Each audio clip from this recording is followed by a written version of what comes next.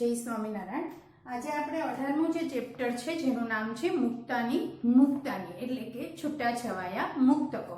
હવે આપણે સૌથી પહેલા એની પ્રસ્તાવના જોઈએ તો સંસ્કૃત સાહિત્યમાં પ્રહેલિકા, કૂટ શ્લોકો, અંતરાલાપ, પ્રશ્નોત્તરમાલા જેવા વિવિધ પ્રકારના રમૂજી અને તર્કબુદ્ધિયુક્ત મુક્તકો વિપુલ પ્રમાણમાં રચાયેલા છે। મુક્તક પ્રકારની આ રચનામાં ક્યારેક શ્લેષનો તો ક્યારેક સંધિનો ઉપયોગ કરીને ચમત્કૃતિ ઊભી કરવામાં આવે છે।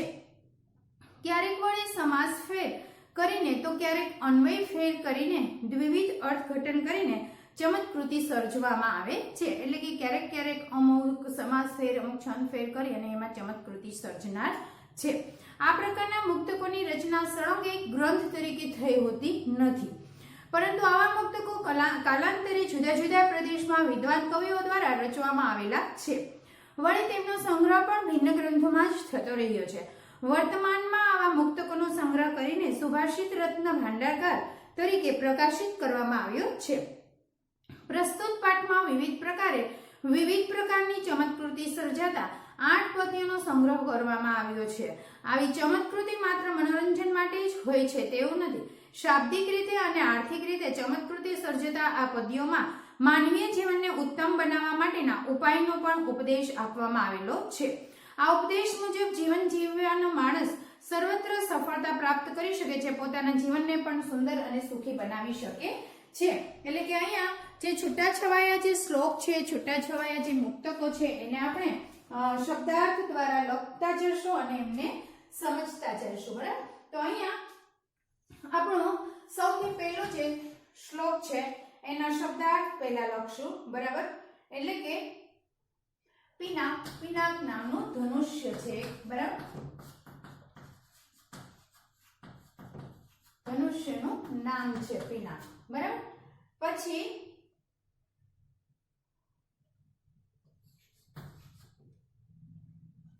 પવર્ગર ચિતા, પ વર્ગના અક્ષર,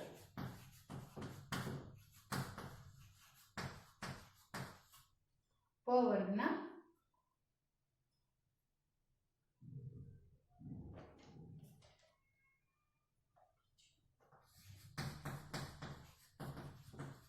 બાલેન્દુ બીજનો ભસ્મ રાખો। તો અહીંયા જે આપણો પહેલો શ્લોક છે તો પહેલો શ્લોક છે એવા પ્રકારનો આપણે એનો અન્વય છે એને અલગ રીતે તરી આવે એવી રીતે જો આપણે લખીએ, બરાબર, તો એમાં આ રીતે આપણે લખી શકીએ છીએ કે પિનાક ફણી બાલેન્દુ ભસ્મ મંદાકિની યુતા પવર્ગરિચિતા મૂર્તિઃ વહ અપવર્ગ પ્રદાહ અસ્તુઃ। એટલે કે પિનાક છે, બરાબર, તો પિનાક છે એ શું છે તો કે ધનુષ્યનું એક નામ છે, બરાબર।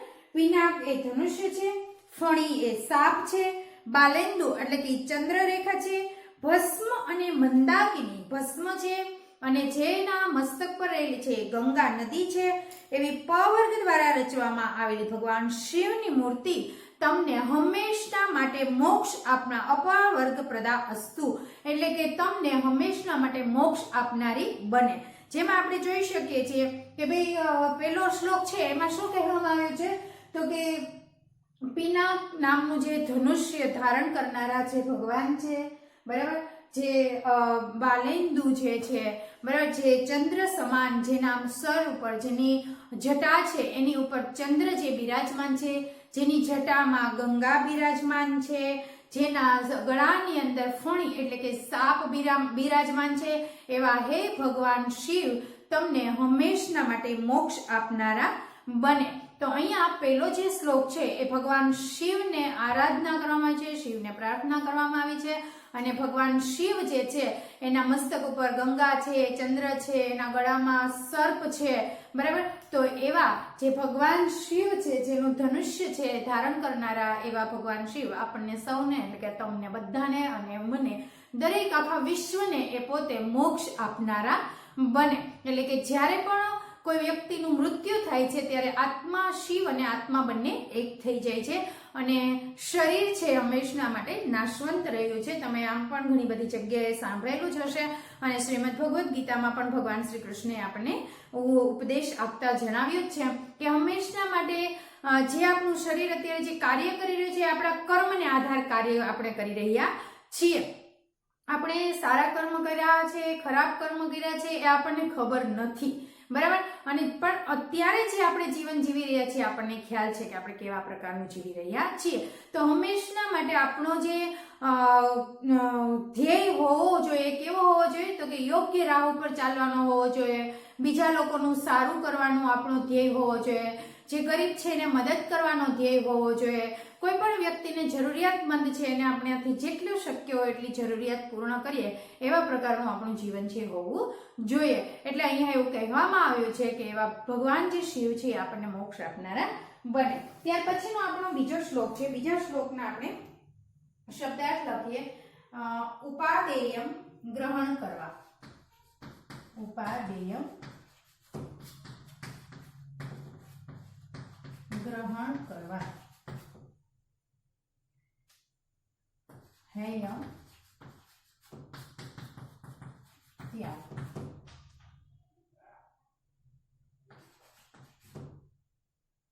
અકાર્યમ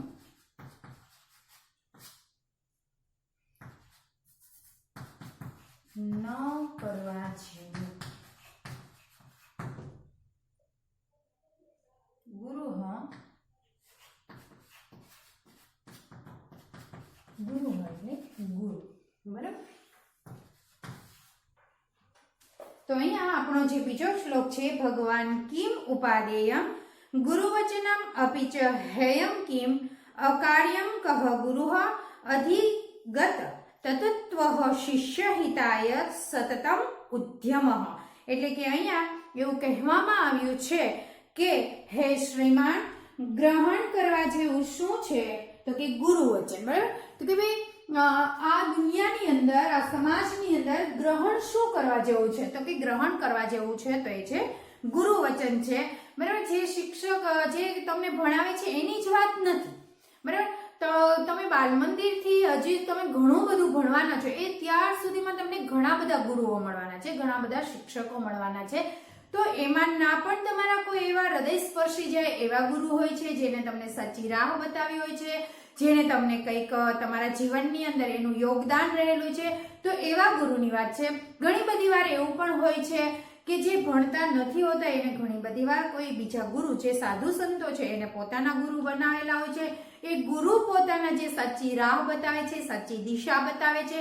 તો એવા ગુરુની વાત કરવામાં આવી છે. તો કે ભાઈ પચાવવા જેવું અથવા તો ગ્રહણ કરવા જેવું શું છે આ દુનિયામાં, આ સમાજમાં, તો એ છે ગુરુ વચન. અને ત્યાગવા યોગ્ય શું છે તો કે ન કરવા જેવું કામ.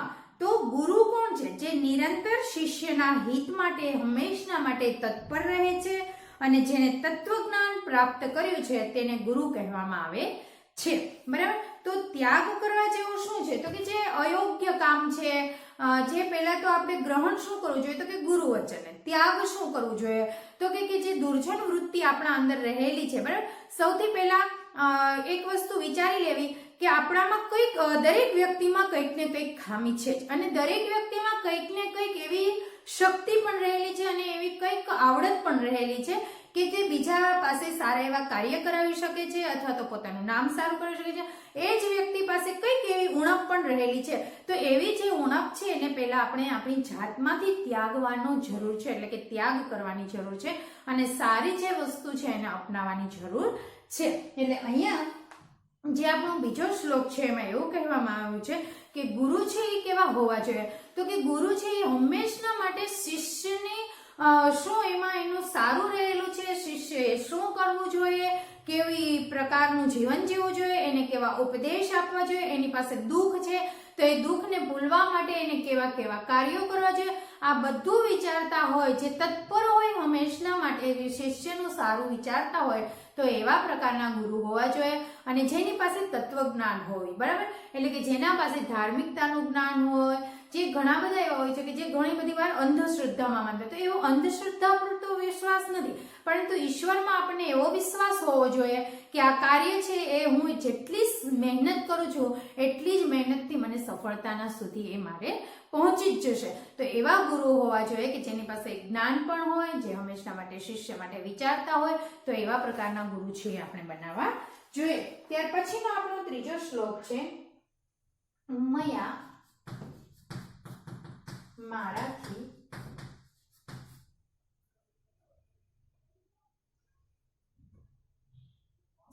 વિજાનાતિ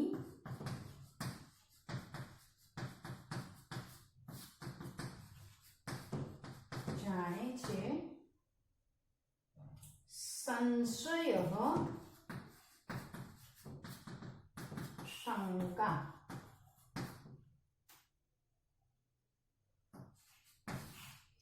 આપણો ત્રીજો શ્લોક છે, હે કમલલોચને મયા તવ કમલલોચને અયમ અપૂર્વ કાંત દુષ્ટ યહ શહ અંતર વિજનાતિ અશોક અસ્તિ ઇત સહ અત્ર વિદ્વાન ઇતિ ન સંશય.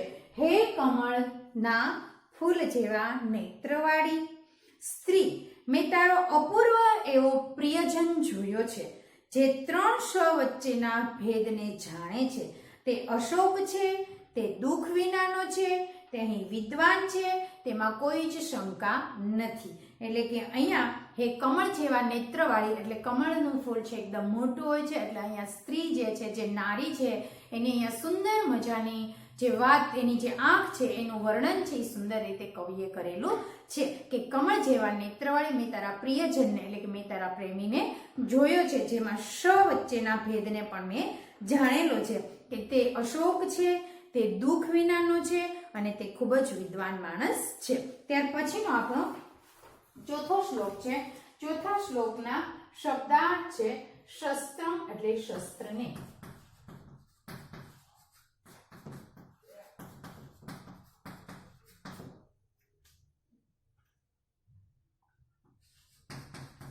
કર્તવ્યમ,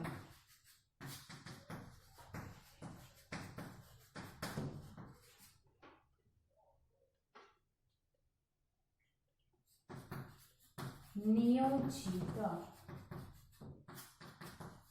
જોતર્યો પિત્રા પિતાવે.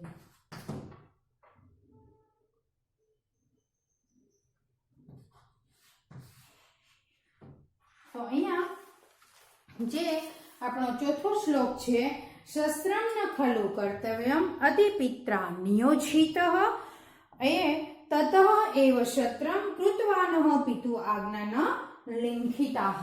એટલે કે અહીંયા ચોથા શ્લોકનું જે ગુજરાતી છે એવું થાય છે કે તારે શસ્ત્ર ઉગામવું નહીં. એટલે કે પ્રથમ શ્લોક છે, જે પ્રથમ વાક્ય છે એનો અર્થ એવો થાય છે કે ક્યારેય પણ કોઈની સામે શસ્ત્ર છે ઉગામવું જોઈએ નહીં. એમ પિતાએ પુત્રને આદેશ આપ્યો જોતર્યો, તેને જ તેણે શસ્ત્ર એટલે કે નરણી બનાવી. આમ તેણે પિતાની આજ્ઞાનું ઉલ્લંઘન કર્યું નહીં. એટલે કે પિતા છે એ પુત્રને ખૂબ સુંદર એવો ઉપદેશ આપે છે કે ક્યારેય પણ કોઈ ગુસ્સો કરાવે અથવા તો ગુસ્સો આવે ત્યારે ક્યારેય પણ કોઈ પણ પ્રકારનું શસ્ત્ર છે એ ઉગામવું જોઈએ નહીં. આવી સુંદર રાહ ઉપર આવો સુંદર વિચાર છે એ પિતા દ્વારા પુત્રને આપવામાં આવે છે અને પુત્ર છે એ સુંદર રીતે પોતાના જીવનની અંદર ઉતારે છે. તો અહીંયા જે પિતા અને પુત્રનો જે સંબંધ છે એની પણ વાત કરવામાં આવી છે, બરાબર. આ ઘણા બધા સમય પહેલાનો શ્લોક છે. આજે પણ આપણે જોઈ શકીએ છીએ કે તમારા બધાના જ પિતા છે તમને કંઈક ને કંઈક દિવસ દરમિયાન અથવા તો ક્યારેક તમે સાથે બેઠા હોય ત્યારે કંઈક ને કંઈક તમને ઉપદેશ આપતા હોય છે. તો આમાંના જે ઉપદેશ છે એ ઉપદેશ એના પોતાના અનુભવમાંથી આપતા હોય છે, બરાબર. એટલે કે અહીંયા જે શસ્ત્ર છે એ ઉગામવાની ના પાડી છે. તો આજના જે સમયની અંદર પણ ઘણા બધા ગુસ્સો, બાળકોને ફટાફટ ગુસ્સો આવી જાય છે, બરાબર.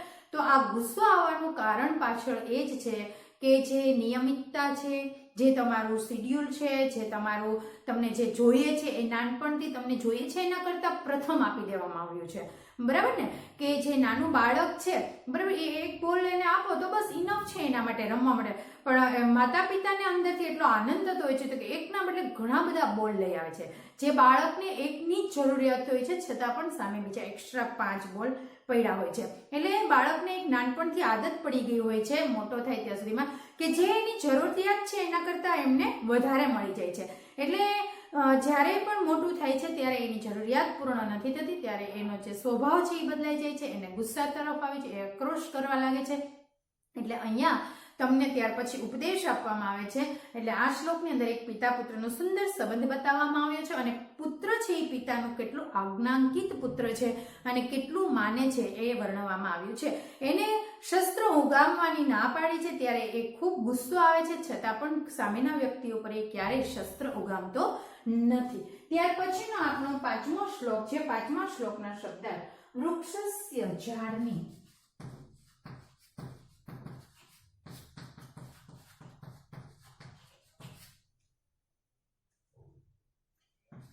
દૃષ્ટમ,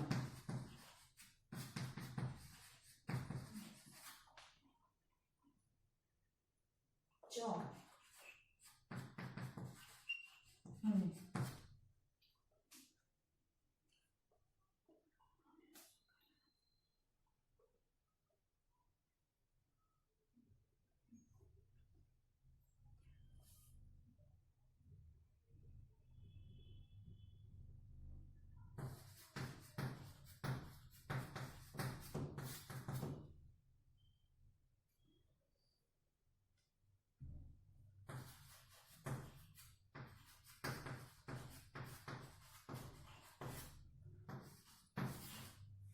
5મો શ્લોક છે.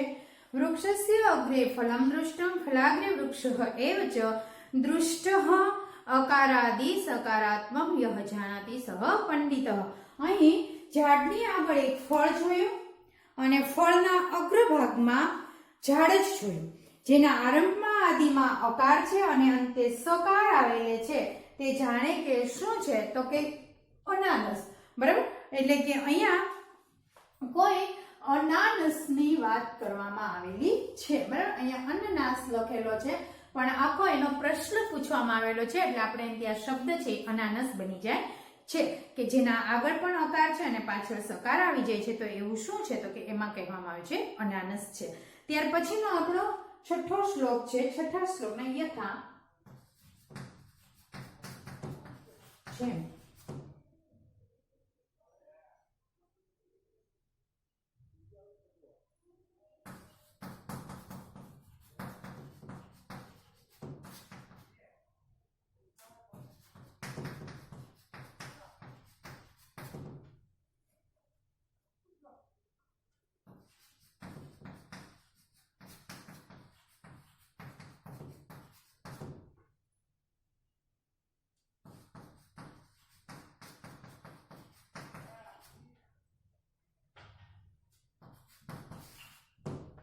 અહીંયા 6થો શ્લોક છે આપણો. યથા ગાન સરસ્વતી કૈલાસમ નગમ નયતિ યથા કૈલાસમ ન ગંગા ન સરસ્વતી નયતિ. એટલે કે જેમ ગાન રૂપી સરસ્વતી કૈલાસ ઉપર લઈ જાય છે તેમ કૈલાસ પર્વત પર ગંગા સરસ્વતી પણ લઈ જતી નથી. એટલે અહીંયા જો શું કહેવાય કે જેમ ગાન રૂપી, બરાબર, જે ગાયન દ્વારા સરસ્વતી માતા જે છે એ કૈલાસ પર્વત પર જેમ લઈ જાય છે તેમ કૈલાસ પર્વત પર રહેલી જે ગંગા છે તે સરસ્વતી પણ લઈ જતી નથી. એટલે કે અહીંયા જે વિદ્યા છે એની વાત કરવામાં આવી છે કે જે સરસ્વતીની ઉપાસના આપણે કરીએ છીએ, જે કાંઈ આ ગાન છે, જે આપણને જે વસ્તુ જે વિદ્યા મળી છે એ સરસ્વતીના લીધે મળી છે. જેમ જેમ આપણે ઉપરની તરફ જઈએ છીએ એટલે કે જાણે કે કૈલાસના શિખરને પ્રાપ્ત કરી લઈએ છીએ એવી જ રીતના ગંગા નદી છે એ એકવાર કૈલાસના પર્વત પરથી નીચે ઉતરે છે, ફરી પાછી એ કૈલાસ પર્વત પર ચડી શકતી નથી. એટલે જ્ઞાનરૂપી સાગર આપણો એવો છે કે એકવાર આપણે જો શિખરો ચડી ગયા છીએ તો એ શિખરો પર ટકી રહેવા માટે આપણે બીજું અન્ય જ્ઞાન છે એને પ્રાપ્ત કરતું રહેવું પડે છે. જો એ જ્ઞાનને આપણે ભૂલી જઈએ છીએ તો ફરી પાછા આપણે નીચે ઉતરી જઈએ છીએ અને ફરી પાછા આપણે ત્યાં સુધી પહોંચી શકતા નથી. તો જ્ઞાન છે એને ટકાવવા માટે વારંવાર આપણે ખૂબ જ મહેનત કરવી પડે છે. ત્યાર પછીનો 7મો શ્લોક છે યુધિષ્ઠિર. યુધિષ્ઠિર એટલે યુધિષ્ઠિર જ થશે. આપણે કસ્ય કોના પુત્ર, તો પુત્ર વહતી વહે છે.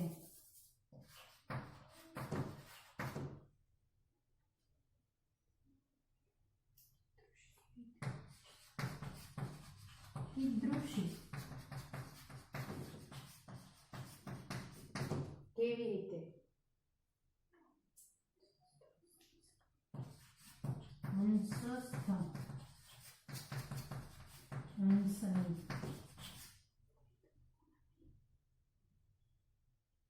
પુષ્ટિ છે.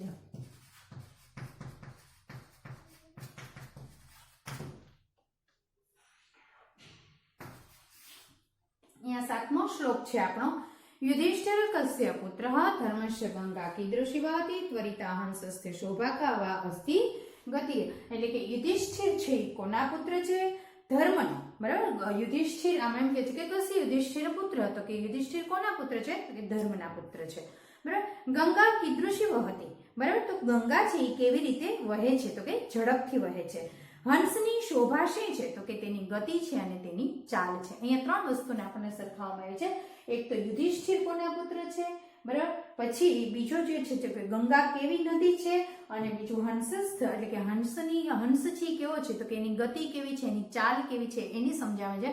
યુધિષ્ઠિર છે એ ધર્મના પુત્ર છે કે ધર્મનું રક્ષણ કરનારા છે, એટલે એને ધર્મના પુત્ર કહેવામાં આવ્યા છે. ગંગા છે એ કેવી નદી છે? તો કે ગંગા છે એ ઝડપી ચાલનારી નદી છે, ક્યાંય પણ અટકનારી નથી અને ક્યાંય પણ એ ધીમે ધીમે પણ ચાલે હોય. સતત પોતાનો નિરંતર પ્રવાહ છે એ સતત ચાલુ જ રાખે છે દિવસ રાત. હંસ છે એની ગતિ છે, એની ચાલ છે એ કેવા પ્રકારની છે એના વિશે સમજાવવાનો પ્રયત્ન કર્યો છે. ત્યાર પછીનો આપણો છેલ્લો છે તો એમાં આવશે દ્વંદ્વ. એટલે દ્વંદ્વ છે એટલે દ્વંદ્વ એમાં બે જે છે બેની જોડ વાત કરવામાં આવે છે. બેની જોડ દ્વંદ્વ સમાસની વાત કરવામાં આવી છે. દ્વિગુ બે કે વધારેનો સ્વગો. દ્વિગુ તો કે બે થી વધારેનો સમૂહ. ત્યાર પછીનો છે અવ્યયી ભાવ. અવ્યયી ભાવ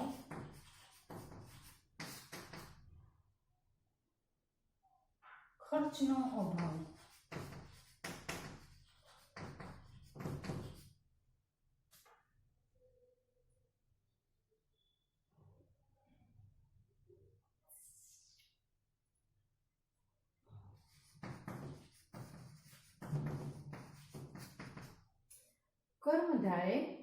કર્મ ધારણ કર.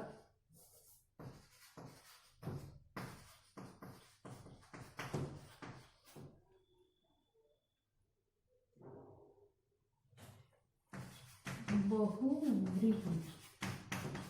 બહુ છે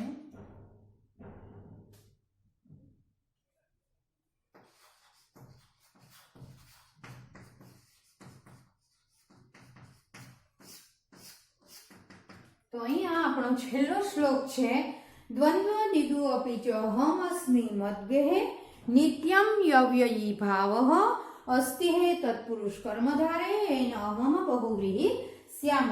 હું બેની જોડવાળો છું એટલે કે પતિ પત્ની બંને. બહુવ્રીહિ સૌથી પ્રથમ જે વસ્તુ વાત કરવામાં આવે છે કે હું બેની જોડવાળો છું. દ્વંદ્વ બેની જોડ, અને બેની જોડવાળો કોણ હોય છે? તો કે પતિ પત્ની હોય છે. અને દ્વિગુ બે ગાયો વાળો છે. દ્વિગુ એટલે કે બે ગાય વાળો છું. વ્યય છું. વ્યય ખર્ચ કરવા માટે મારી પાસે ઘરમાં કશું જ નથી, તેથી હે પુરુષ કર્મધારી અર્થાત કામકાજ કર, જેથી હું બહુવ્રીહિ એટલે કે બહુ ધન વાળો થાવ, અધિક ચોખા વાળો બની જાઓ, અને એટલે કે બનું. બરાબર. જો અહીંયા બહુ સરસ વાત કરવામાં આવી છે. આ છેલ્લો શ્લોક છે જે શરૂઆતના જીવનથી શરૂ કરી અને તવંગર પૈસાવાળો ધનવાન કઈ રીતે બનવાનું છે એના વિશેની વાત કરે. દ્વંદ્વ એટલે કે બેની જોડવાળો એટલે કે આમાં બેની જોડ કોની વાત કરવામાં આવે છે? સૌથી પહેલા છે સંસારની શરૂઆત કરનાર પતિ પત્નીની વાત કરવામાં આવી છે. તો કે અમે બંનેની જોડ છીએ, પતિ પત્ની છે, અમારો જે પતિ પત્નીનો જે જોડ છે એમાંથી હવે અમારો સમૂહ છે એ વધવાનો છે, અમારો બાળકો થવાના છે, અવયવી ભાવ ખર્ચ વધવાનો છે, ખર્ચનો પણ આપણે ત્યાં અંદાજ આવી જાય છે કે આમાં હવે અમારો ખર્ચ વધશે.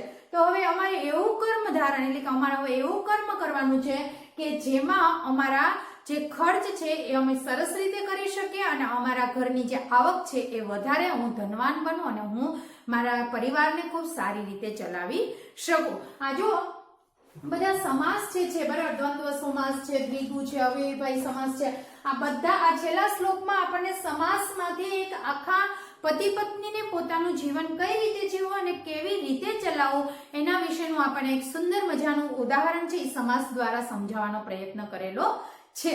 તો અહીંયા જે પતિ પત્ની છે એ બે છે, હવે બે થી ભવિષ્યની અંદર એ બંને વધવાના છે, તો એમાં ખર્ચનો પણ અભાવ છે એટલે કે ખર્ચ પણ વધવાનો છે એનો પણ એક સ્વાભાવિક ખ્યાલ છે. તો આપણે કર્મ એટલે કે એવા પ્રકારનું કર્મ કરવું જોઈએ, એવા પ્રકારની આવક ઘરની અંદર આવે એવું કરવું જોઈએ કે જેથી કરીને આપણે ખૂબ સુંદર સારું જીવન જીવી શકીએ. બરાબર, તો હવે આપણે અહીંયા આપણા જે 8 શ્લોક છે એ પૂર્ણ કરીએ છીએ, 18મું ચેપ્ટર પૂર્ણ થાય છે. ત્યાર પછીના નેક્સ્ટ લેક્ચરમાં હવે આપણે બીજું ચેપ્ટર લેશું. ત્યાં સુધી જય સ્વામી.